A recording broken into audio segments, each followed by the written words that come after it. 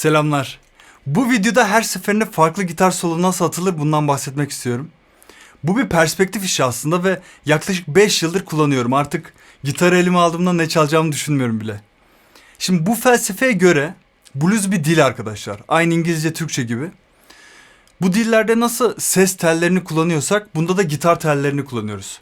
Yani bir nevi bedenimizin uzvu olmayan bir nesneyi konuşmak için kullanmayı öğrenmemiz gerekiyor. Ve bu da evrensel bir şey. Yani Antarktika'dan Afrika'ya kadar derdinizi anlatabilirsiniz doğru kullanınca. Mesela B.B. King 3-5 notayla mutlu mu sinirli mi direkt yansıtabiliyor. Dikkatli dinlerseniz de kullandığı sözcük tipleri aynı hikaye anlatır gibi. Yani konuşur gibi onu hissediyorsunuz. Eğer siz de tek düze ve benzer sololar attığınızı düşünüyorsanız bu videoda vereceğim yöntemleri iyice uygulamaya başlayın.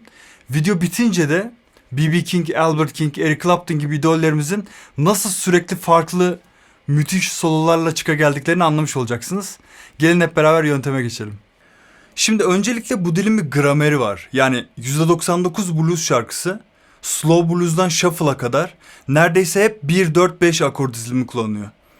Başka bir videoda tabii armoni çalışırız. Şu an sadece temel olarak bilseniz yeter. Mesela la'dan bir slow blues çalarak başlayalım. Sonra bu gramerin üzerine konuşmamızı kuralım. Temel ritmimiz de böyle olsun mesela.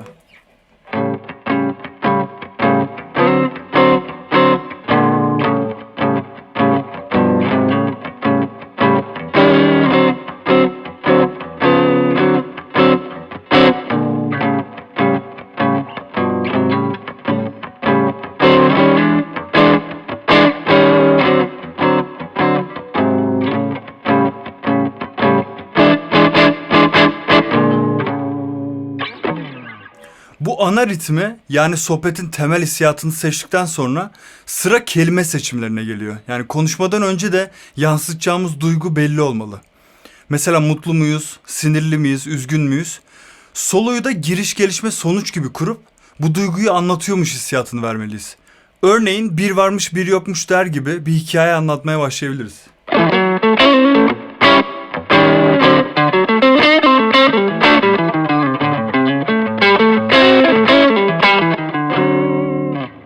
Veya dediğim gibi sinirliyizdir ve kavga ederek başlarız.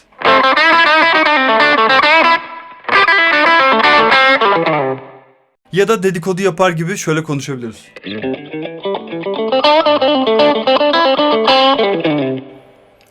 Girişten sonra da gelişme daha fazla nota içerip orta oktavlardan çalınabilir. Mesela şöyle.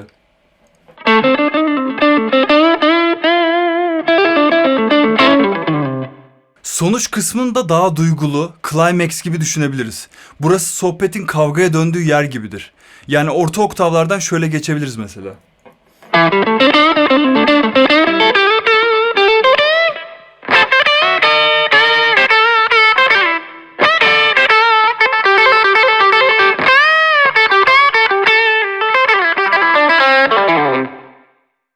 Evet, gramer dışında bir dil öğrenmenin en önemli kısmı da kelime ezberlemek. Öğrendiğimiz sözcükler çoğaldıkça daha akıcı ve iyi konuşuyoruz. Gitar sololarında da böyle. Gitar sololarında o kelimelere lickler diyoruz. Sizin her gün gidip en sevdiğiniz gitaristlerin o licklerini bulup kelime dağarcığınıza eklemeniz gerekiyor. Eğer bunu bulmakla uğraşamam diyorsanız da YouTube kanalımda her gün yeni lickler ve riffler paylaşıyorum. İleride bunların tablarını da paylaşacağım. Nasıl çalınacağını göreceksiniz. Şimdi bugün verdiğim bu akor dizilimini temel alarak her gün üzerine yeni sözcük yapıları, lickler katarak ilerlerseniz bir yılın sonunda çok akıcı bir hale geliyorsunuz ve her çaldığınız farklı duyulmaya başlıyor. Umarım bugün verdiğim bakış açısı faydalı olmuştur. Görüşmek üzere.